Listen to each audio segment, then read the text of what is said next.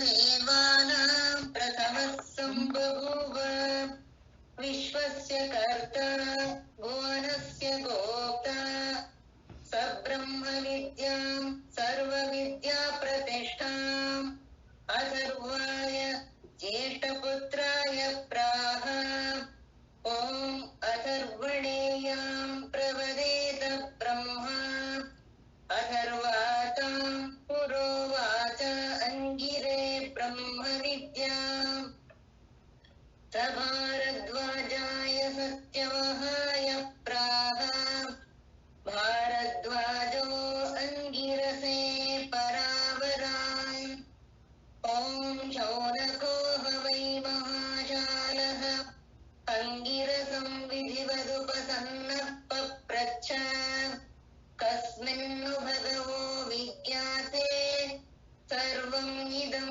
विज्ञातं भवतीति ॐ तस्मै स होवाच द्वे विद्ये वेदितव्ये इति हस्मयत् ब्रह्मविदो वदन्ति परा च एवापरा च ॐ तत्र अपरा ऋग्वेदो यजुर्वेदः सामवेदो अथर्ववेदः शिक्षा कल्पो व्याकरणं निरुक्तं छन्दो ज्योतिषमिति अथ परा यया तदक्षरम् अधिगम्यते ॐ यत्तत् अद्रेश्यम् अग्राह्यम् अगोत्रम् अवर्णम् अचक्षुश्रोत्रम् तत् अपाणिपादम् नित्यं विभुं सर्वगतं सुसूक्ष्मम् तदव्ययं यद्भूतयोनिं परिपश्यन्ति धीराः ॐ यथा ऊर्णनाभिः सृजते गृह्णते च यथा पृथिव्यामोषधयस्तम्भवन्ति यथा सतः पुरुषाख्येशलोमानि तथा अक्षरात् सम्भवतीह विश्वम् ॐ तपसा चीयते ब्रह्म ततो अन्नम् अभिजायते अन्नात् प्राणो मनः सत्यम् लोकाः कर्मसु च अमृतम् ॐ यः सर्वज्ञः सर्ववित् यस्य ज्ञानमयं तपः तस्मादेतत् ब्रह्म नाम रूपं मन्नं च जायते ॐ शान्ति शान्ति शान्तिः ಇವತ್ತು ಪದ್ಮ ಶುರು ಮಾಡೋವಾಗ ಹೇಳಿದ್ರಲ್ಲ ತುಂಬಾ ಚೆನ್ನಾಗಿತ್ತು. ಅಥರ್ವ ವೇದೀಯ, ಆಮೇಲೆ ಪ್ರಥಮೆ ಮುಂಡಕೆ, ಪ್ರಥಮ ಖಂಡ. ಅದು ತುಂಬಾ ಒಳ್ಳೇದಾಯ್ತು ನೀವು ಹೇಳಿರೋದು. ಥ್ಯಾಂಕ್ ಯು ಪದ್ಮ. ಇವತ್ತು ಪರಾವಿದ್ಯೆದು ನಿನ್ನೆ ಸ್ವಲ್ಪ ಎಕ್ಸ್ಪ್ಲೇನ್ ಮಾಡ್ತಿದ್ವಿ. ಪರಾವಿದ್ಯೆ ವಿಶೇಷ ಏನು? ಅಪರಾವಿದ್ಯೆಯನ್ನೆಲ್ಲ ಶಬ್ದ ರಾಶಿ ಅಂತ ಹೇಳಿದ್ರು. ಇವಾಗ ಪರಾವಿದ್ಯೆ ಬಗ್ಗೆ ಹೇಳ್ತಾ ಇದ್ದಾರೆ. ವಿಧಿ ವಿಷಯದಲ್ಲಿ ಏನಾಯ್ತು? ವಿಧಿ ಅಂದ್ರೆ ಏನು? ಡೂಸ್. ಶಾಸ್ತ್ರ ಡೂಸ್ ಅಂಡ್ ಡೋಂಟ್ಸ್ ಹೇಳ್ತಾ ಇದೆಯೋ ಇಲ್ವೋ? ಇವಾಗ ಯಾವುದನ್ನಾದ್ರೂ ಮಾಡ್ಲೇಬೇಕು ಅಂತ ಹೇಳುವಾಗ ಏನಾಯ್ತು? ಕರ್ಮಕಾಂಡದಲ್ಲಾಗ್ಲಿ ಉಪಾಸನೆ ಆಗ್ಲಿ ಎಲ್ಲ ಹೇಳಿದ ಮತ್ತೆ ಮಾಡ್ಬೇಕು ಅಂದ್ರೆ ಅದನ್ನ ಮಾಡ್ಬೇಕು. ಅವ್ರು ಹೇಳಿದಂಗೆ ಕರ್ಮವನ್ನು ಮಾಡ್ಬೇಕು. ಅದಕ್ಕೆ ಅಗ್ನಿ ಪ್ರಜ್ವಲಿತ ಮಾಡ್ಬೇಕು, ತುಪ್ಪ ಇಟ್ಕೋಬೇಕು, ಆಹುತಿ ಹಾಕ್ಬೇಕು, ಎಲ್ಲಾನು ಮಾಡಿದ್ರೆ ಆಮೇಲೆ ದೇವತಾ ಹೇಗೆ ಭಾವನೆಯಿಂದ ಮಾಡ್ಬೇಕು ಹೇಳ್ದಂಗೆ ಮಾಡಿದ್ರೆ ಮಾತ್ರ ಫಲ ಸಿಗತ್ತೆ. ಆದ್ರೆ ಇದಕ್ಕೊಂದು ಎಕ್ಸಾಂಪಲ್ ಕೊಡೋಣ. ಇವಾಗ ಒಬ್ಬನಿಗೆ ಭ್ರಾಂತಿ ಆಗ್ಬಿಟ್ಟಿದೆ. ಅವನಿಗೇನು ಭ್ರಾಂತಿ ಆಗ್ಬಿಟ್ಟಿದೆ? ಒಂದು ಹಗ್ಗ ಬಿದ್ದಿತ್ತು, ಸ್ವಲ್ಪ ಕತ್ತಲು ಇತ್ತು, ಮಂದ ಅಂಧಕಾರ ಇತ್ತು. ಅವನಿಗೆ ಏನಾಯ್ತು? ಇದು ಹಾವು ಅನ್ನೋ ಭ್ರಾಂತಿ ಆಗೋಯ್ತು. ಅವಾಗ ಏನ್ ಮಾಡ್ತಾರೆ? ಅವನಿಗೆ ನೋಡಪ್ಪ, ನೀನು ಯಾವುದೋ ಒಂದು ವಸ್ತುನ ನೋಡ್ತಾ ಅದು ಹಾವು ಅಂತ ಅಂದುಕೊಂಡಿದೀಯಲ್ಲ, ಅದು ಹಾವಲ್ಲ, ಅದು ಹಗ್ಗವೇ ಆಗಿದೆ. ಅಂತ ಅಂದ್ಬಿಟ್ಟು ಹೇಳಿದ್ರು. ಇದು ಏನಾಯ್ತು, ಇದು ಉಪದೇಶ ಅಂತ ಆಯ್ತು ಅಲ್ವಾ.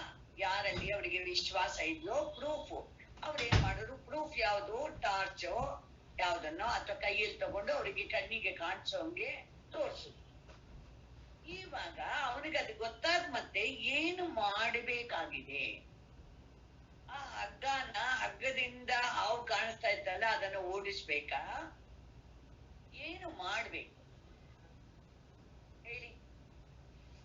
ಭ್ರಾಂತಿ ಆಗಿರೋದು ಹೋಯ್ತು ಅಷ್ಟೇ. ಏನು ಮಾಡೋದ್ ಬೇಡ, ಭ್ರಾಂತಿ ಆಗಿರೋದು ಕಳ್ಕೋಬೇಕು. ಅದು ಪ್ರಕಾಶ ತೋರ್ಸಿದ್ರೆ ಹೋಗತ್ತೆ ಭ್ರಾಂತಿ.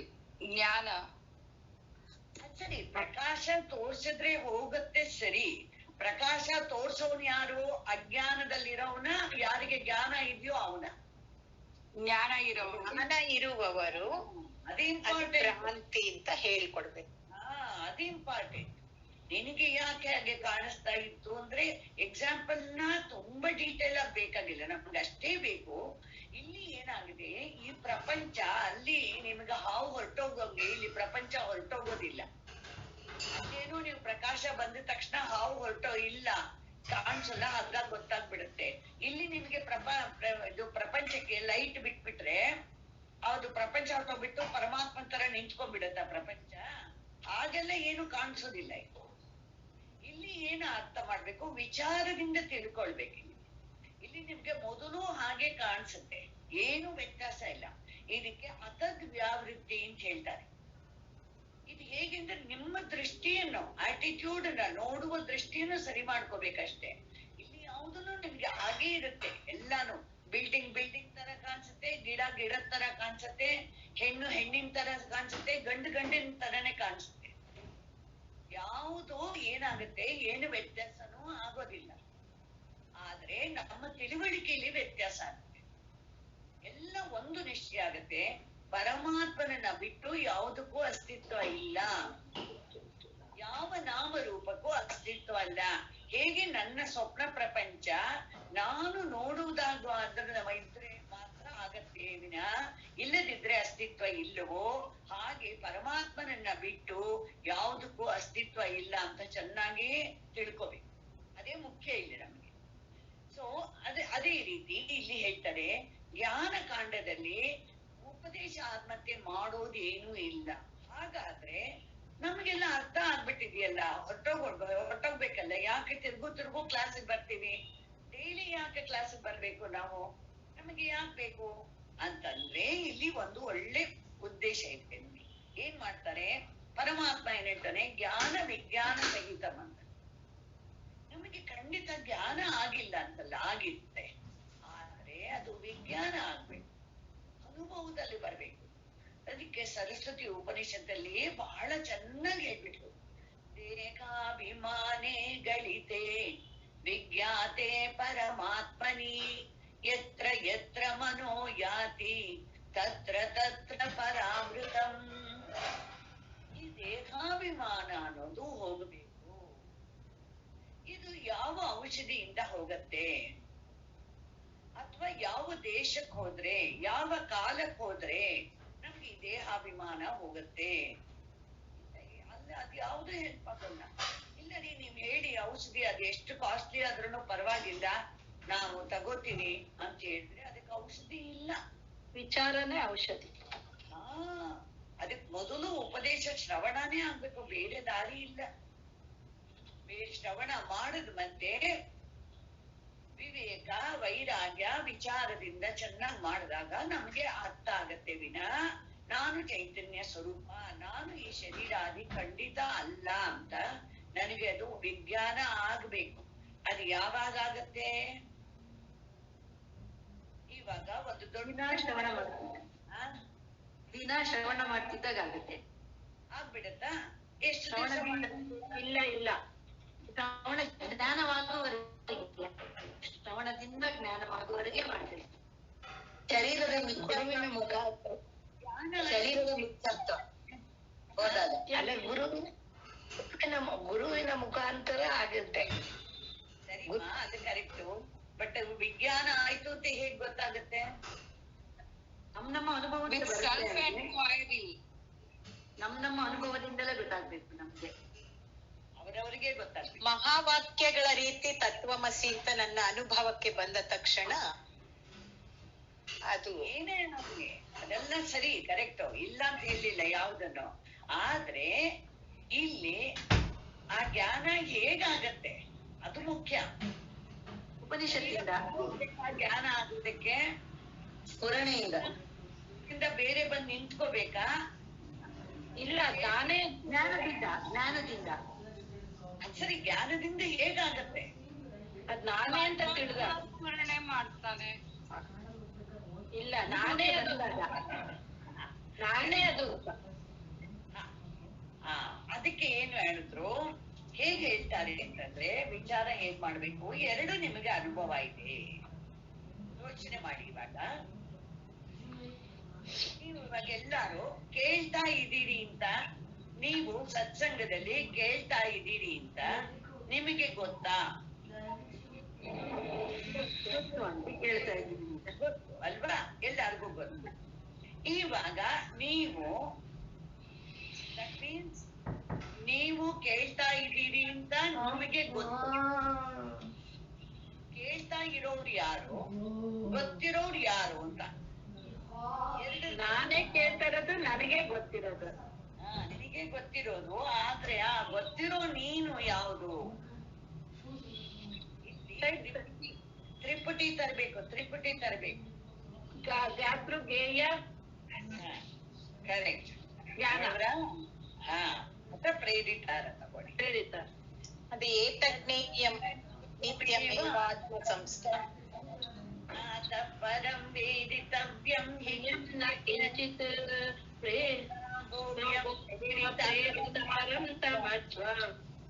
ಸರ್ವಂ ಪ್ರೋಕ್ತಂ ಮೂರು ಬರ್ಬೇಕು.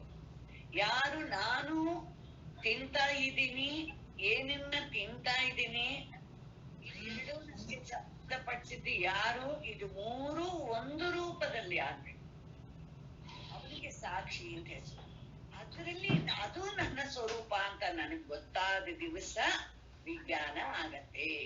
ಅಲ್ಲಿವರೆಗೂ ಏನಾಗತ್ತೆ, ನಾವು ಇಲ್ಲಿ ಇಷ್ಟತ್ತು ಖಂಡಿತ ಇದೆ, ಏನು ನಾನಿದ್ದೀನಿ, ನನ್ನ ಅಸ್ತಿತ್ವ ಇದೆ. ಆದ್ರೆ ವಿಜ್ಞಾನ ಹೇಗಾಗ್ಬೇಕು ಅಂದ್ರೆ ಮೂರಕ್ಕೂ. ಅದಕ್ಕೆ ತುಂಬಾ ಚೆನ್ನಾಗಿರೋ ಮಂತ್ರ ಕೈವಲ್ಯ ಉಪನಿಷತ್. ಜಾಗ್ರತ್ ಸ್ವಪ್ನ ಸುಷುಪ್ತ್ಯಾದಿ ಪ್ರಪಂಚಂ ಯತ್ ಪ್ರಕಾಶತೆ ತದ್ ಬ್ರಹ್ಮ ಅಹಮಿತಿ ಜ್ಞಾತ್ವಾ ಸರ್ವಬಂಧೈ ಪ್ರಮುಚ್ಯತೆ. ಎಚ್ಚರ, ಕನಸು, ಒಳ್ಳೆ ನಿದ್ರೆ, ಮೂರನ್ನು ಯಾವುದು ಪ್ರಕಾಶ ಮಾಡ್ತಾ ಇದೆಯೋ, ಯಾವುದು ನೋಡ್ತಾ ಇದೆಯೋ ಅದಕ್ಕೆ ಬ್ರಹ್ಮ ಅಂತ ಹೆಸರು. ಅದನ್ನ ನಾನು ಅಂತ ತಿಳಿದುಕೊಂಡಾಗ ಆವಾಗಲೇ ಅದಕ್ಕೆ ವಿಜ್ಞಾನ ಅಂತ ಹೆಸರು. ಅದಕ್ಕೆ ಪ್ರಯತ್ನ ಮಾಡೋದು ಅಂತ ಹೇಳಿದ್ರು. ಸೊ ಒಂದ್ ತಿಳ್ಕೊಂಡು ಹೇಳಿ. ಒಂಚೂರು ಅರ್ಥ ಆಗ್ಲಿಲ್ಲ ವಿಜ್ಞಾನ ಹೇಗೆ. I didn't understand, auntie. I am listening. I know I am listening. And then ವಿಜ್ಞಾನ ಇದು ಹೇಗೆ ನಂಗೆ ಒಂಚೂರು ಅರ್ಥ ಆಗ್ಲಿಲ್ಲ. Can you explain, auntie? ಎರಡನೇ ಮಂತ್ರ ಬಿಟ್ಬಿಟ್ಟೆ, ಹಳೇದನ್ನೇ ಇಟ್ಕೊಂಡು ಮಾಡ್ತೇನೆ. ನಾ ಇನ್ನೊಂದ್ ಮಂತ್ರ ಏನ್ ಹೇಳಿದೆ, ಜಾಗ್ರತ, ಸ್ವಪ್ನ, ಸುಷುಪ್ತಿ. ಕರೆಕ್ಟ್. ಇವಾಗ ಎಚ್ಚರವಾಗಿದ್ದೀನಿ ಅಂತ ಯಾರಿಗ್ ಗೊತ್ತಾಯ್ತು? ನನಗೆ ರೂಪ ನೀನ್ ಹೇಳು. ನನಗೆ. ನೀನು ಸ್ವಪ್ನ ನೋಡ್ದೆ, ಏನ್ ಸ್ವಪ್ನ ನೋಡ್ದೆ ಅಂತ ಯಾರಿಗ್ ಗೊತ್ತಾಯ್ತು? ಅದು ನನಗೆ. ನಿನಗೆ. ಆಮೇಲೆ ಯಾವುದು ತುಂಬಾ ಒಳ್ಳೆ ಸ್ವಪ್ನ ಇಲ್ದೆ ನಿದ್ದೆ ಬಂತು ಅಂತ ಯಾರಿಗ್ ಗೊತ್ತಾಯ್ತು? ಅದು ನನಗೆ ಗೊತ್ತಾಯ್ತು. ನಾನು ನಿಂಗಬೇಕು. ಆ ನಾನು ನಿಂಗಬೇಕು. ಆ ನಾನು ಈಸ್ ನಾಟ್ ರೂಪ. ರೂಪ ಕರೆಕ್ಟ್. ಇಲ್ಲಿ ಶರೀರನೇ ಇಲ್ವಲ್ಲ, ನಾನು ನನ್ನದೂನೇ ಇಲ್ವಲ್ಲ. ಹೌದು, ಇಂದ್ರಿಯಗಳು ಇಲ್ಲ. ಕರೆಕ್ಟ್. ಇಂದ್ರಿಯಗಳು ಇಲ್ಲ, ಮತ್ತೆ ಸ್ಥೂಲ ಶರೀರ ಇಲ್ಲ, ಇಂದ್ರಿಯ ಇಲ್ಲ, ಯಾವುದು ಇಲ್ಲ ಸುಷುಪ್ತಿಲಿ. ಆದ್ರೂ ನಾನು ಏನಿದೆಯೋ ಇಲ್ವಾ? ಕರೆಕ್ಟ್. ಮೀನ್ಸ್ ನಾನು ಅನ್ನೋದು ಇದು different from this gross body and the sense organs and ಅಂತಃಕರಣ, ಓಕೆ, ಬುದ್ಧಿ. ಎಲ್ಲದಕ್ಕಿಂತ ಬೇರೆ ಇದೆ ಅನ್ನೋದು 100% ನಿಮಗ್ ಗೊತ್ತಾಗುತ್ತೆ. ಹಾ, ಇವಾಗ ಅರ್ಥ ಆಯ್ತು ನನಗೆ. ಗೊತ್ತಾಯ್ತು. Thank you. ಅದಕ್ಕೆ 2 ಎಕ್ಸಾಂಪಲ್ ನಾ ಕೊಟ್ಟೆ. ಒಂದ್ ಎಕ್ಸಾಂಪಲ್ ಸಾಲಲ್ಲ ನಮ್ಗೆ ಕ್ಲಾರಿಟಿ ಬರೋದಕ್ಕೆ. ಹಾ, ಕರೆಕ್ಟ್. Thank you. ಜ್ಞಾನ ಅಂದ್ರೆ ನಮ್ಗೆ 3 ಅವಸ್ಥೆಗೂ ಯಾರು ಸಾಕ್ಷಿನೋ ಅದು ತಿಳ್ಕೊಂಡಾಗ ಅದು. ಇವಾಗ ಏನ್ ಮಾಡಿದ್ರು, ಲಕ್ಷಣ ಕೊಡ್ತಾ ಇದ್ದಾರೆ. ಈ ಲಕ್ಷಣವನ್ನ ಹೇಗೆ ಕೊಡ್ತಾ ಇದ್ದಾರೆ ನೋಡಿ. ಮತ್ತೆ ಹೇಳ್ತಾರೆ ಅದೃಶ್ಯಂ ಅಂತ. ಅದೃಶ್ಯಂ ಅಂದ್ರೂ ಒಂದೇ, ಅದೃಶ್ಯಂ ಅಂದ್ರೂ ಒಂದೇ. ಯಾವ ಜ್ಞಾನೇಂದ್ರಿಯಕ್ಕೂ ಅದನ್ನ ಹಿಡಿಯೋಕೆ ಆಗೋಲ್ಲ. You cannot cognise from the sense organs, 5 sense organs. ಅದಕ್ಕೋಸ್ಕರ ಏನ್ ಹೇಳಿದ್ರು ಅದಕ್ಕೆ, ಅದೃಶ್ಯಂ, ದಟ್ ಈಸ್ ಅದೃಶ್ಯಂ. ಅದು ದೃಶ್ಯವಾದದ್ದು. That cannot be known by any means. Why it cannot be known? ನನ್ನಿಂದ ಬೇರೆನೆ ಇಲ್ಲ ಅದು. Because it's not an object. Correct, not an object. ಅದಕ್ಕೆ ಏನ್ ಹೇಳ್ಬೇಕು? ಅದು ನೋಡುವ ದೃಷ್ಟವಾಗಿ. When I use the word know, ಯಾರು ಇರ್ಬೇಕು? ನೋವರ್ ಇರ್ಬೇಕು. ನೋವರ್ ಇರ್ಬೇಕು. ಅದನ್ನ ಬಂತಿಲ್ಲಿ. Because the moment they say ಇದು ದೃಶ್ಯ ಅಲ್ಲ ಅಂದ್ರೆ ನೋನ್ ಅಲ್ಲ ಅಂತ ಆಯ್ತು. ನೋನ್ ಅಲ್ಲ ಅಂದ್ರೆ ಹಾಗಾದ್ರೆ ಅವನ್ ಏನಾಗಿರ್ಬೇಕು? ನೋಯರ್. One who knows. ಅದೇ ನೋಯರ್ ಆಗಿರ್ಬೇಕು. ಆ ನೋಯರ್ನ ಹಿಡಿಬೇಕು. ಯಾರಿಗೆ ಗೊತ್ತು, ಯಾರಿಗೆ ಗೊತ್ತು? ರಮಣ ಮಹರ್ಷಿಗಳು ಇದನ್ನೇ ತಾನೇ ಹೇಳ್ತಾರೆ. ನಾನ್ ಯಾರು ವಿಚಾರ ಮಾಡಿ ಅಂತಾರೆ, ಅಷ್ಟೇ ಹೇಳ್ತಾರೆ ಅವರು. Who is that? Who is witnessing waking, dream and deep sleep ಅಂತ ಕೇಳ್ತಾರೆ. ಹಾಗೆ ಏನಾಯ್ತು, 5 ಜ್ಞಾನೇಂದ್ರಿಯ ನೋನ್ ಅಲ್ಲ, ಆದ್ರಿಂದ ನೋಯರ್ನ ತಿಳಿಯೋಕ್ಕಾಗೋಲ್ಲ. He is knowing everything ಅಲ್ವಾ? Know your is knowing everything. ಆಮೇಲೆ ಆ ನೋಯರ್ ಹೇಗಿದ್ದಾನೆ? ಇವಾಗ ನೋಯರ್ ಅಂದ್ರೆ ನಿಮ್ಗೆ ಅರ್ಥ ಆಗ್ತಿದೆ. ನೋಯರ್ ಯಾರು? waking, dream, deep sleep. ಸಾಕ್ಷಿ ಅದು 3 ಅವಸ್ಥೆಗಳಿಂದ ಸಾಕ್ಷಿ. ಮೂರಕ್ಕೂ ಸಾಕ್ಷಿನೇ ನೋಯರ್. ಅವನ್ನ ಅದಕ್ಕೋಸ್ಕರ ಇಂದ್ರಿಯಗಳಿಂದ ನೋಡಕ್ಕಾಗಲ್ಲ. ಅಗ್ರಾಹ್ಯಂ ಅಂದ್ರೆ ಕರ್ಮೇಂದ್ರಿಯನು ಕೈ ಇದರಿಂದ ಹಿಡಿಯೋಕ್ಕಾಗೋದಿಲ್ಲ, ಮಾತಿನಿಂದ ವರ್ಣಿಸೋಕ್ಕಾಗೋದಿಲ್ಲ ಅಂತ ಹೇಳಿ. ಯಾಕೆ ಅಂದ್ರೆ ಆಮೇಲೆ ಅಗೋತ್ರಂ ಅಂದ್ರು. ಅದಕ್ಕೆ ಒಂದು ಮೂಲ, ಅದು ಯಾರಿಂದಾನೂ ಹುಟ್ಟಿಲ್ಲ. ಇಲ್ಲರಿ ನಾವು ನಮ್ ತಂದೆ ತಾಯಿಯಿಂದ ಹುಟ್ಟಿದೀವಲ್ಲ, ನಾವು ಹುಟ್ಟಿಲ್ಲ, ನಮ್ಮ ಶರೀರ ಹುಟ್ಟಿಲ್ಲ. ತಂದೆ ತಾಯಿಯಿಂದ ಹುಟ್ಟಿರೋದು ಶರೀರ, ನಾನು ಅಲ್ಲ. ನಾನು ಇರೋದ್ರಿಂದನೇ ಏನಾಗುತ್ತೆ, ನನ್ನ ಮೇಲೆ ಆ ಶರೀರ ಕವರಿಂಗ್ ತರ ಇದೆ ಅಂತ ಹೇಳುತ್ತೆ. ಸೊ ಅಗೋತ್ರಂ ಇದು ಯಾರಿಂದು ಹುಟ್ಟಿದ್ದಲ್ಲ. ಅವರ್ಣಂ ಬಿಳುಪು ಕಪ್ಪು ಯಾವ ಇದುಗಳು ಇಲ್ಲ ಅಂದ್ರೆ ಇಂದ್ರಿಯಗಳಿಗೂ ವಿಷಯ ಅಲ್ಲ ಅಂತ ಹೇಳೋದಕ್ಕೆ ಹೇಳ್ತಾರೆ. ಆಮೇಲೆ ಅಚಕ್ಷುಶ್ರೋತ್ರಂ ಕಣ್ಣಿನ ವಿಷಯನೇ ಅಲ್ಲ. ಯಾಕೆಂದ್ರೆ ಅದಕ್ಕೆ ಯಾವ ಆಕಾರನು ನಾಮರೂಪಗಳು ಶಬ್ದ ಇಲ್ಲ. ಶಬ್ದ ಸ್ಪರ್ಶ ರೂಪ ರಸ ಗಂಧ ಇದು ಯಾವುದು ಇಲ್ಲದಿರುವ ಬಟ್ ಆದ್ರೆ ಶಬ್ದ ಸ್ಪರ್ಶ ರೂಪ ರಸ ಗಂಧ ಎಲ್ಲವನ್ನೂ ಯಾರು ಎಲ್ಲವನ್ನೂ ತಿಳಿತಾನೋ ಅವನಿಗೆ ಏನ್ ಹೆಸರು? ಸಾಕ್ಷಿ. ಅವನೇ ಅರಿವಿನ ಸ್ವರೂಪ ಪರಮಾತ್ಮ. ಅದಕ್ಕೆ ಅವನಿಗೆ ಸರ್ವಜ್ಞ ಸರ್ವವೇದ ಅಂತ ಹೇಳ್ಬಿಟ್ರು. ಆಮೇಲೆ ಇಷ್ಟೇ ಅಲ್ಲ, ಎಲ್ಲ ಇಲ್ಲ ಇಲ್ಲ ಅಂತ ಹೇಳಿದ್ರೆ ಹಾಗಾದ್ರೆ ಶೂನ್ಯನ ಏನೂ ಇಲ್ವಾ? ನಾನು ಒಂದ್ ಎಕ್ಸಾಂಪಲ್ ಬೇಕಾದಷ್ಟಲ್ಲಿ ಕೊಟ್ಟಿದ್ದೀನಿ, ರಿಪಿಟೇಷನ್ ಆಗುತ್ತೆ, ಬೇಜಾರ್ ಮಾಡ್ಕೋಬೇಡಿ. ಚಿಕ್ಕ ಹುಡುಗನಿಗೆ ಹೇಳ್ಬೇಕಾಗಿದೆ, 2 ವಿಷಯ ಹೇಳ್ಕೊಡ್ಬೇಕಾಗಿದೆ. ಗುರುಕುಲಕ್ಕೆ ಬಂದು ಹುಡುಗನಿಗೆ ಒಂದು ಸ್ಪೇಸ್, ಆಕಾಶ ಅಂದ್ರೆ ಏನು ಅಂತ ಹೇಳ್ಕೊಡ್ಬೇಕಾಗಿದೆ.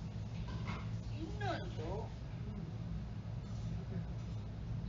ನೋಯರ್ನ ಹೇಳ್ಕೊಡ್ಬೇಕಾಗಿದೆ. 2 ಹೇಗೆ ಹೇಳ್ಕೊಡ್ತಾರೆ ಗುರು? ಚಿಕ್ಕ ಹುಡುಗ ಅವನು, ಅವ್ರು ಹೇಳಿದ್ರು ಇವತ್ತು ನಾನು ರೂಮ್ ಖಾಲಿ ಮಾಡುವನು. ಅವ್ರು ಸ್ವಲ್ಪ ಹೊತ್ತಿಗೆಲ್ಲ ಓಡ್ ಬಂದ, ಗುರುಗಳೇ ಎಲ್ಲ ಖಾಲಿ ಮಾಡ್ಬಿಟ್ಟಿದ್ದೀನಿ. ಗುರು ನೋಡಿದ್ರು, ಎಲ್ಲ ಮಾಡಿದೀಯಾ? ಎಲ್ಲ ಇದೆ ಬೇಕಾದಷ್ಟು. ಹಾಸಿಗೆ ಆಗಿದೆ, ಮಂಚ ಇದೆ. ಓಹೋ ಇದೆಲ್ಲ ಮೈಸೂರು ಎಲ್ಲಾದ್ರೂ ಖಾಲಿ ಮಾಡ್ಬಿಟ್ಟು ಆಮೇಲೆ ಗುರುಗಳನ್ನ ಕೈ ಹಿಡಿದು ಕರ್ಕೊಂಡು ಹೋಗ್ತಾನೆ. ಬನ್ನಿ ಗುರುಗಳೇ ತೋರಿಸ್ತೀನಿ ಬನ್ನಿ. ಅವ್ರು ಗುರುಗಳು ಏನ್ ಮಾಡ್ತಾರೆ, ಬಾಗ್ಲ ಹತ್ರ ನಿಂತಿದ್ದಾರೆ. ಇವನು ಒಳಗೆ ಹೋಗ್ಬಿಟ್ಟು ಹೇಳ್ತಾನೆ, ನೋಡಿ ಗುರುಗಳೇ, ಎಲ್ಲಾ ಕಡೆ ಓಡಾಡ್ಕೊಂಡು ಬರ್ತಾನೆ. ಓಡಾಡ್ಕೊಂಡು ಹೇಳ್ತಾನೆ, ಏನು ಇಲ್ಲ ನೋಡಿ ಗುರುಗಳೇ ಇಲ್ಲಿ. ಆವಾಗ ಗುರು ಹೇಳಿದ್ರು, ನೋಡಪ್ಪ ಇವಾಗ ಏನು ಇಲ್ಲ, ಇದು ಎಲ್ಲ ಇಡೋದಕ್ಕೆ ಯಾವ ರಾಷ್ಟ್ರೀಯ ಕೊಟ್ಟಿತ್ತು, ಅದಕ್ಕೆ ಏನ್ ಹೆಸರು, ಆಕಾಶ ಅಂತ ಹೇಳ್ಕೊಟ್ಟು ಮತ್ತೆ ಅವನಿಗೆ ಇವಾಗ ಆಕಾಶ ಅನ್ನೋದ್ರ ಬಗ್ಗೆ ಅವನಿಗೆ ಕಾನ್ಸೆಪ್ಟ್ ಅರ್ಥ ಆಯ್ತು. ಅವಕಾಶ ಕೊಡೋದು ಆಕಾಶ. ಆದ್ರೆ ಅವನಿಗೆ ಕೇಳಿದ್ರು, ರೂಮಲ್ಲಿ ಇವಾಗ ಏನಿದೆಯೋ ಅಂದ್ರು. ಅವನ ಹೇಳ್ದ, ಏನೂ ಇಲ್ಲ ಗುರುಗಳೇ ರೂಮಲ್ಲಿ. ಆವಾಗ ಗುರು ಏನ್ ಹೇಳಿದ್ರು, ಆಗ ನಾ ಬೀಗ ಹಾಕೊಂಡು ಹೋಗ್ತಿದ್ದೀನಿ ಹರಿದ್ವಾರಕ್ಕೆ, ಒಂದು 4 ತಿಂಗಳು ಹೋಗ್ಬಿಟ್ಟು ಬರ್ತೀನಿ, ಬೀಗ ಹಾಕ್ಬಿಟ್ಟು ಹೋಗ್ತೀನಿ ರೂಮ್ಗೆ ಅಂತ ಬೀಗದ ಕೈ ತಗೊಂಡು ಬಾಗಲ್ ಮುಚ್ಚೋಣ ಅಂತ ಹೋದ್ರು. ಇವನೇನ್ ಮಾಡ್ತಾನೆ, ಕೂಗ್ಕೋತಾನೆ, ಗುರುಗಳೇ ನಾನಿದ್ದೀನಿ ಗುರುಗಳೇ.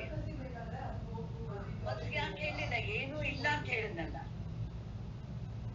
ಹೇಳ್ಬೇಕಾದ್ರೆ ಏನ್ ಬೇಡ್ಬೇಕಾಗಿತ್ತು, ನನ್ನಿಂದ ಬೇರೆಯಾಗಿ ನನ್ನಿಂದ ಬೇರೆ ವಸ್ತು ಅಂದ್ರೆ ನಾನ್ ನೋಡುವಂತ ವಸ್ತುಗಳ ಬಗ್ಗೆ ಹೇಳ್ಬೇಕೇ ವಿನ ನಾನಿಲ್ಲ ಅಂತಂದ. ಸೊ ಏನಾಯ್ತು, ಇವರಿಗೆ ಸ್ಲೋವಾಗಿ ಶಿಷ್ಯನಿಗೆ ತಾನು ತಿಳಿಯೋನು ನೋಡೋನು. ಇವಾಗ ಮೊದ್ಲು ಶರೀರಕ್ಕೆ ಇಟ್ಕೊಳ್ಳಿ ಸದ್ಯಕ್ಕೆ, ಆದ್ರೆ ಮೊದಲು ಅವನಿಗೆ ಅಷ್ಟಾದ್ರೂ ಗೊತ್ತಾಗ್ಬೇಕಲ್ರಿ, ನನ್ನನ್ನು ಕೌಂಟ್ ಮಾಡ್ಬೇಕು ಅಂತ. ಆವಾಗ ಏನಾಯ್ತು, ನಾನಿದ್ದೀನಿ ಅಂತ ಹೇಳಿದ್ದೋ ಇಲ್ವೋ, ಇವಾಗ ಆಮೇಲೆ ನೀನ್ ಯಾರು ಅಂತ ನೆಕ್ಸ್ಟ್ ಹೇಳ್ಕೊಡಿ. ಆವಾಗ ಹೇಳ್ತಾರೆ, ಜಾಗ್ರತ, ಸ್ವಪ್ನ, ಸುಷುಪ್ತಿ 3ಕ್ಕೂ ನೀನು ಸಾಕ್ಷಿಯಾಗಿರುವನೇ ನೀನು. ಹೀಗೆ ನಿತ್ಯಂ ಅದು. ಯಾಕೆಂದ್ರೆ ಎಲ್ಲ ದೇಶದಲ್ಲೂ ಎಲ್ಲ ಕಾಲದಲ್ಲೂ ಎಲ್ಲ ನಾಮರೂಪದಲ್ಲೂ ಇರೋದಕ್ಕೆ ನಿತ್ಯಂ ಅದು. ಸುಸೂಕ್ಷ್ಮಂ ಅಂತ. ಯಾಕೆ ಸುಸೂಕ್ಷ್ಮಂ, ಅಷ್ಟೊಂದು ಯಾಕೆ ಹಾಕ್ಬೇಕು ನೋಡಿ. ನಮ್ದು ಸ್ಥೂಲ ಶರೀರ ಸ್ಥೂಲ, ಆಮೇಲೆ ಇದಕ್ಕೆ ಹಿಂದೆ ಇರೋದೇನು, ಇಂದ್ರಿಯಗಳು ಸೂಕ್ಷ್ಮ, ಆ ಸೂಕ್ಷ್ಮದ ಹಿಂದೆ ಇರೋದು ಅಂತಃಕರಣ ಏನು, ಸೂಕ್ಷ್ಮತರ, ಅದಕ್ಕೆ ಹಿಂದೆ ಇರೋ ಚೈತನ್ಯ ಏನು, ಸೂಕ್ಷ್ಮತಮ. ಅದಕ್ಕೆ ಹೇಳ್ತಾ ಇದ್ದಾರೆ ಸುಸೂಕ್ಷ್ಮಂ, ಎಲ್ಲದಕ್ಕಿಂತ ಸೂಕ್ಷ್ಮವಾಗಿರೋದು, ಎಲ್ಲದಕ್ಕೂ ಕಾರಣವಾಗಿರೋದು. ಆಮೇಲೆ ಅಷ್ಟೇ ಅಲ್ಲ, ಅವ್ಯಯಂ ಅಂತ ಅಂದ್ರೆ ಕಮ್ಮಿ ಆಗದೆ ಇರೋದು, ಸ್ವಲ್ಪನೂ ಕಮ್ಮಿ ಆಗದೆ ಇರೋದು. ಇವಾಗ ರಾಜನ ಹತ್ರ ಅಥವಾ ನಮ್ ಗೌರ್ಮೆಂಟ್ ಹತ್ರ ಇರೋ ಟ್ರೆಷರಿ ಕಮ್ಮಿ ಆದಂಗೆ ಪರಮಾತ್ಮನ ಹತ್ರ ಯಾವುದು ಕಮ್ಮಿ ಆಗೋಲ್ಲ, ಚೈತನ್ಯ ಅನ್ನೋದು ಕಮ್ಮಿ ಆಗೋದಿಲ್ಲ. ಅವ್ಯಯಂ ಅಂತ ಹೇಳಿದ್ರು. ಅವನು ಯಾವಾಗ್ಲೂ ನಿರ್ಗುಣನಾಗಿ ಒಂದೇ ರೀತಿಯಾಗಿ ಪರಮಾತ್ಮ ಇದ್ದಾನೆ. ಇವ್ ಹೇಳಿದ್ರು ಭೂತ ಯೋನಿ, ಯಾವುದು ಏನೇನು ಸ್ಥಾವರ ಜಂಗಮ ಏನೇನಿದೆಯೋ ಎಲ್ಲದಕ್ಕೂ ಕಾರಣವಾಗಿದ್ದಾನೆ. ಅಂದ್ರೆ ಎಲ್ಲ ನಾಮರೂಪಕ್ಕೆ ಪರಮಾತ್ಮ ಕಾರಣನಾಗಿದ್ದಾನೆ ಅಂತ ಪರಮಾತ್ಮನನ್ನ ತಿಳಿಸ್ಕೊಳ್ಬೇಕಲ್ಲ. ಅದಕ್ಕೆ ಏನ್ ಹೇಳಿದ್ರು, ಪರಾವಿದ್ಯೆ. ಈ ಅಕ್ಷರ ವಿದ್ಯೆಯಿಂದ ನಮಗೆ ಗೊತ್ತಾಗತ್ತೆ. ಸೊ ಇನ್ನೊಂದ್ಸಲಿ ಆ ಮಂತ್ರ ನೋಡಿ, ಅರ್ಥ ಐತೆ. ಯತ್ ತತ್ ಅದ್ರೇಶಂ, ಯಾವ ಪರಾವಿದ್ಯೆ ವಿಷಯವಾಗಿರೋ ಆತ್ಮ ಇದೆಯಲ್ಲ, ಅದು ಜ್ಞಾನೇಂದ್ರಿಯದಿಂದ ನೋಡೋಕ್ಕಾಗೋಲ್ಲ. ಅಗ್ರಾಹ್ಯಂ, ಕರ್ಮೇಂದ್ರಿಯಿಂದ ಹಿಡಿಯೋಕ್ಕಾಗೋಲ್ಲ. ಅಗೋತ್ರಂ, ಅದನ್ನ ಹುಟ್ಟಿಸೋರು ಯಾರೂ ಇಲ್ಲ. ಅವರ್ಣಂ, ಯಾವ ಕಲರು ನಾಮರೂಪವೂ ಇಲ್ಲ. ಅಚಕ್ಷು ಶ್ರೋತ್ರಂ, ಕಣ್ಣಿಗೆ ಕಿವಿಗೆ ವಿಷಯವಲ್ಲ. ತತ್ ಅಪಾನಿ ಪಾದಂ, ಕೈ ಕಾಲು ಇಲ್ಲದವರು, ಯಾಕೆಂದ್ರೆ ಬೇಕಾಗಿಲ್ಲದಿರುವುದು. ಬಟ್ ಏನೂ ಇಲ್ಲ ಮತ್ತೆ ಶೂನ್ಯನ ಅಂದ್ರೆ ಇಲ್ಲ. ನಿತ್ಯಂ, ಎಲ್ಲ ದೇಶದಲ್ಲಿ ಕಾಲದಲ್ಲಿ ನಾಮರೂಪದಲ್ಲಿ ಯಾವಾಗ್ಲೂ ಇರುವ ತತ್ವ ಒಂದೇ ತತ್ವ. ವಿಭುಂ, ವಿಧ ವಿಧವಾಗಿ ತೋರುತ್ತೆ, ಬೇರೆ ಬೇರೆಯಾಗಿ ತೋರೋದು ಒಂದೇ ತತ್ವನೇ. ಹೇಗೆ ನಿಮ್ಮ ಕನಸಿನಲ್ಲಿ ನಿಮ್ಮ ಮನಸ್ಸೇ ಅನೇಕ ವಿಧವಾಗಿ ತೋರೋ ಹಂಗೆ ಇಲ್ಲೂ ಇಲ್ಲಿ ವಿಧ ವಿಧವಾಗಿ ತೋರುತ್ತೆ. ಸರ್ವಗತಂ, ವ್ಯಾಪಕವಾಗಿದೆ. ಸುಸೂಕ್ಷ್ಮಂ, ಎಲ್ಲ ಅದಕ್ಕಿಂತ ಅತ್ಯಂತ ಸೂಕ್ಷ್ಮವಾಗಿದೆ. ತತ್ ಅವ್ಯಯಂ, ಅದು ಜೋಡಣೆಯಿಂದ ಮಾಡಿ ಇಲ್ದಿರೋದ್ರಿಂದ ನಾಶ ಆಗೋದಿಲ್ಲ. ಎದು ಭೂತ ಯೋನಿನ್, ಯಾವುದು ಎಲ್ಲ ನಾಮರೂಪಗಳಿಗೆ ಕಾರಣವಾಗಿದೆಯೋ ಆಶ್ರಯವಾಗಿದೆಯೋ ಅದನ್ನ ಧೀರಾಹ ಪರಿಪಶ್ಯಂತಿ. ಯಾರು ಬುದ್ಧಿವಂತರು, ಬುದ್ಧಿಯನ್ನ ಉಪಯೋಗಿಸೋದು ಕಲೆ ಕಲ್ತಿರೋರು, ಅವರು ಅದನ್ನ ನೋಡ್ತಾರೆ. ಸೊ ವಿದ್ಯೆಯಿಂದ ಈ ಅಕ್ಷರ ತತ್ವ ಪ್ರಾಪ್ತಿಯಾಗತ್ತೆ. ಅಕ್ಷರ ತತ್ವ ಯಾವುದು ಅಂದ್ರೆ ನಮ್ಮ ಸ್ವರೂಪ. ಆ ಸ್ವರೂಪದ ಪ್ರಾಪ್ತಿ ನಮಗೆ ಉಂಟಾಗತ್ತೆ. ಇವಾಗ ಏನ್ ಮಾಡ್ತಾರೆ, ಈ ಅಕ್ಷರ ಭೂತಗಳಿಗೆ ಯೋನಿ ಅಂತ ಹೇಳ್ಬಿಟ್ಟು, ಅಂದ್ರೆ ಕಾರಣ. ಎಲ್ಲದು ಏನೇನು ಮ್ಯಾನಿಫೆಸ್ಟ್ ಆಗ್ತಾ ಇದೆಯೋ ಆ ತೋರ್ತಾ ಇರೋ ಪ್ರಪಂಚಕ್ಕೆಲ್ಲ ಕಾರಣವಾಗಿರೋದು ಅಕ್ಷರ ಪರಮಾತ್ಮ. ಇವಾಗ ಹಾಗಾದ್ರೆ ಆ ಪರಮಾತ್ಮನಿಂದ ಹೇಗೆ ಬಂತು ಎಲ್ಲವೂ, ಹೇಗೆ ತೋರಿತು ಪ್ರಪಂಚ, ಹೇಗೆ ಪರಮಾತ್ಮನಿಂದ ಹೊರಗೆ ಬಂದು ತೋರಿತು? ಪುರಾಣದಲ್ಲಿ ಏನ್ ಮಾಡ್ತಾರೆ, ನಮ್ಗೆ ಸ್ವಲ್ಪ ಇಂಟ್ರೆಸ್ಟಿಂಗ್ ಆಗಿರ್ಬೇಕು ಅನ್ನೋದಕ್ಕೆ ಏನ್ ಮಾಡ್ಬಿಟ್ರು, ಕ್ಷೀರ ಸಮುದ್ರ ತೋರಿಸ್ಬಿಟ್ರು. ಅದರೊಳಗೆ ಏನಾಯ್ತು, ಆದಿಶೇಷನ ಮೇಲೆ ವಿಷ್ಣು ಮಲಗಿರೋ ತೋರಿಸಿದ್ರು. ಇವ್ಳು ಏನ್ ಮಾಡ್ತಾ ಇದ್ದಾಳೆ, ಲಕ್ಷ್ಮಿ ಕೂತ್ಕೊಂಡು ಅವನ ಕಾಲು, ನಮ್ಮ ಲಕ್ಷ್ಮಿ ಅಲ್ಲ, ಅಲ್ಲಿ ಕ್ಷೀರಸಾಗರದಲ್ಲಿರೋ ಲಕ್ಷ್ಮಿ. ಎಲ್ಲಾರು ನೀವು ಲಕ್ಷ್ಮೀನ ಹಿಡಿದು ಗಲಾಟೆ ಮಾಡೋಂಗಿಲ್ಲ. ಆ ಅವಳು ವಿಷ್ಣುವಿನ ಕಾಲ ಮುಗ್ತಾ ಇದ್ದಾಳೆ. ಯಾಕೆ? ಅವನು ಕನಸು ನೋಡ್ತಾ ಇದ್ದಾನೆ. ಯಾರು? ವಿಷ್ಣು. ಅವನ ಕನಸಿನ ಸೃಷ್ಟಿನೇ ನಾವ್ ಎಲ್ಲರೂ. ಪಾಪ ಲಕ್ಷ್ಮಿ ನೋಡುದು. ಇವನಿಗೆ ಎಚ್ಚರ ಆಗಿದ ತಕ್ಷಣ ನಾವೆಲ್ಲರೂ ಕೊಳಕ್ತಂತ ಎಲ್ಲೋ ಹೊಟ್ಟೋಗ್ತೀವಿ. ಕ್ಷೀರ ಸಾಗರದಲ್ಲಿ ಮುಳುಗ್ತೀವ, ಲಕ್ಷ್ಮಿ ಒಳಗೆ ಸೇರ್ತೀವ, ವಿಷ್ಣು ಒಳಗೆ ಸೇರ್ತೀವ? ವಿಷ್ಣು ಒಳಗಡೆ ನೋಡಿದ್ರ? ವಿಷ್ಣು ಒಳಗೆ ಇಲ್ಲ. ಯಾರ್ಯಾರು ಸೇರ್ತಾರೆ? ಕ್ಷೀರ ಸಾಗರನೂ ವಿಷ್ಣು ಒಳಗೆ ಎಲ್ಲ ಹಾಗೆ ಇರ್ಬೇಕು. ಹಾಗೆ ಏನಾಗುತ್ತೆ, ಇದೆಲ್ಲ ಪುರಾಣಗಳಲ್ಲಿ ನಮ್ಗೆ ಒಂದು ಅರ್ಥ ಆಗೋದಕ್ಕೂ ಹೇಳ್ತಾರೆ. ಬಟ್ ಇಲ್ಲಿ ಏನ್ ಮಾಡ್ತಾರೆ, ಉಪನಿಷತ್ತಲ್ಲಿ 3 ಇದು ಹೇಳ್ತಾರೆ.